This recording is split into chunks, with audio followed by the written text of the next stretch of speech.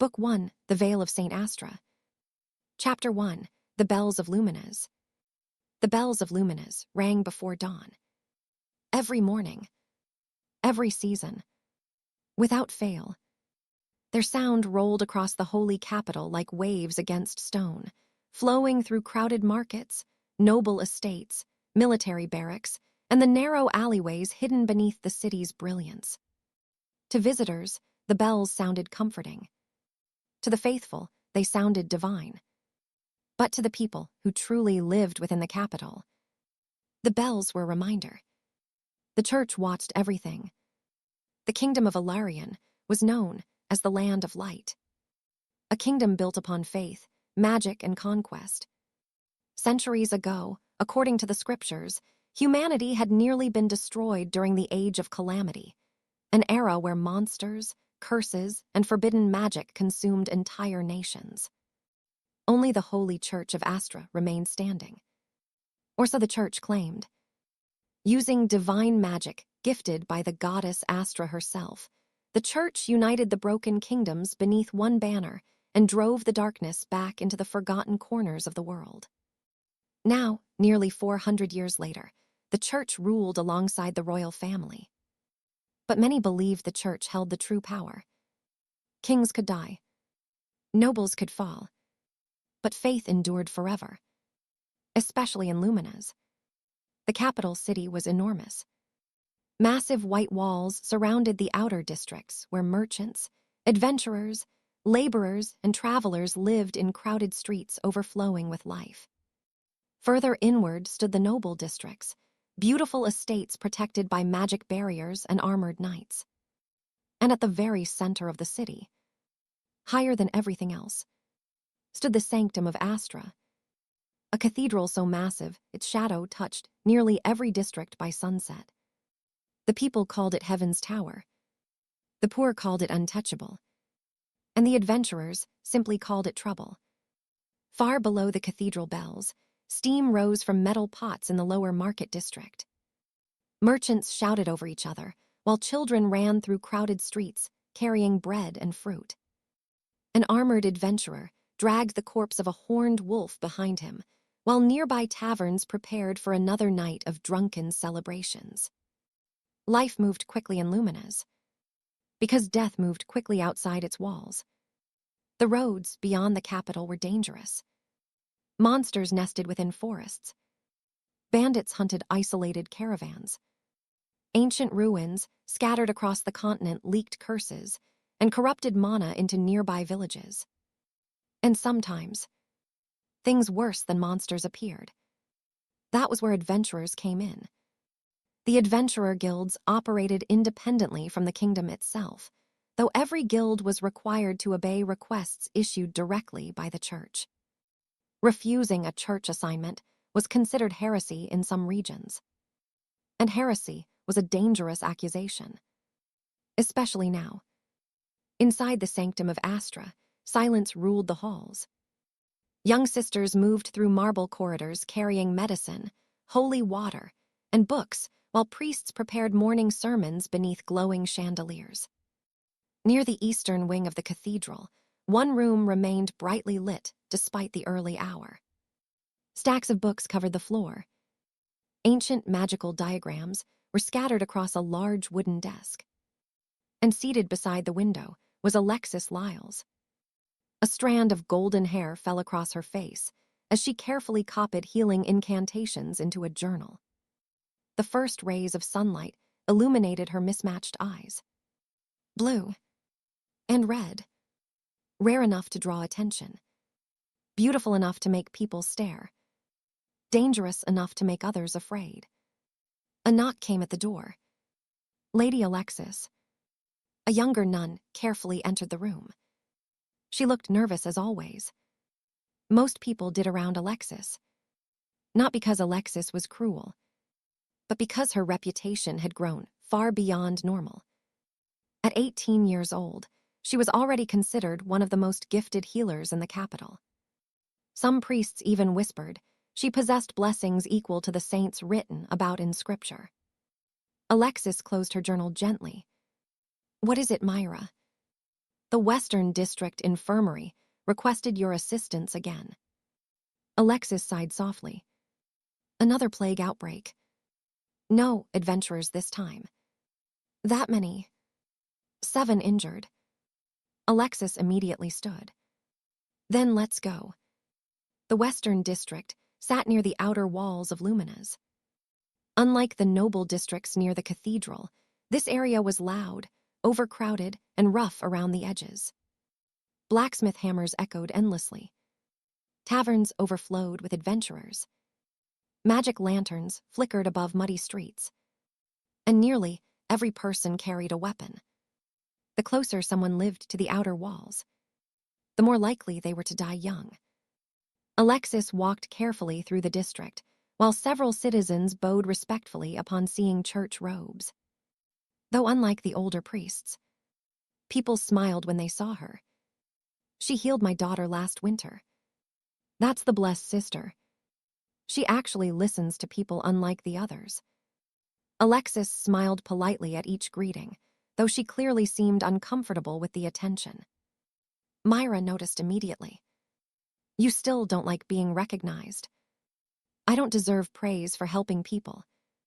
But you saved hundreds during the red fever outbreak. That's what anyone should do. Myra gave a defeated sigh. You really are strange sometimes. Alexis laughed softly. For a brief moment, she looked like an ordinary 18-year-old girl. Then they entered the infirmary, and reality returned. The smell hit immediately. Blood. Burned flesh. Medicine. 7 adventurers occupied nearly every bed inside. One man screamed while priests held him down. A woman nearby had lost her arm entirely. Another adventurer stared blankly at the ceiling in shock.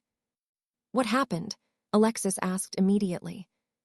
A healer turned toward her with visible relief. They returned from the Black Hollow ruins.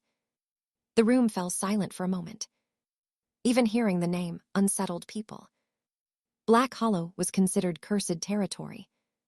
An ancient ruin left behind from before the kingdom existed. Adventurers regularly vanished there. Those who survived often returned changed. Alexis approached the screaming man first. Black veins crawled beneath his skin. Corruption. Not poison. Not disease. Something darker. Hold him still. Golden light formed around Alexis's hands. The room illuminated instantly. Warmth spread through the infirmary as her healing magic flowed into the injured adventurer. The black veins resisted, writhing violently, almost alive. Then they disappeared. The adventurer collapsed unconscious. The room stared in amazement. One veteran adventurer muttered under his breath. Monstrous.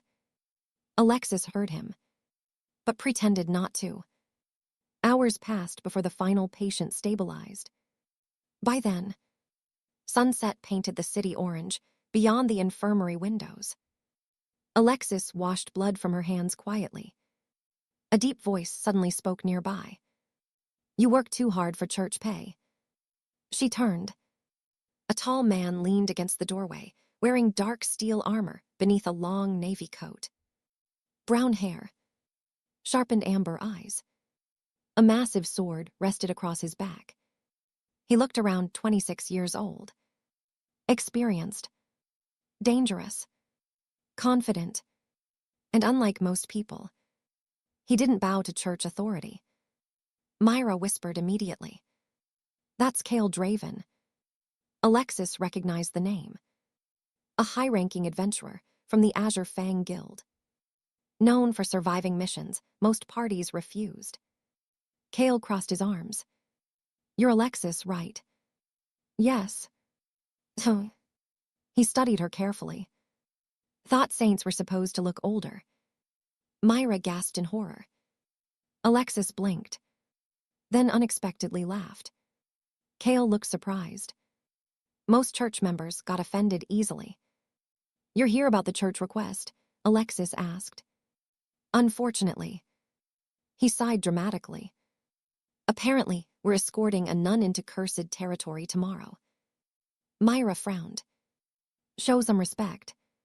Cale shrugged. I respect capable people. His eyes shifted toward the unconscious adventurers Alexis had just healed. Looks like you qualify. Before Alexis could respond, several more adventurers entered behind him. A young beastkin woman with wolf ears jumped excitedly onto one of the empty beds. Is this the famous saint girl? Lena, Cale groaned. What? I was curious. The wolf-eared girl grinned toward Alexis. I'm Lena Vale, scout of Azure Fang. She pointed toward a hooded mage entering behind her.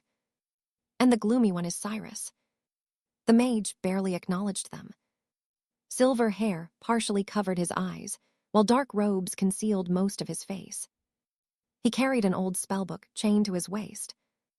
Alexis immediately noticed something unusual. Mana. His felt strange. Heavy. Cold.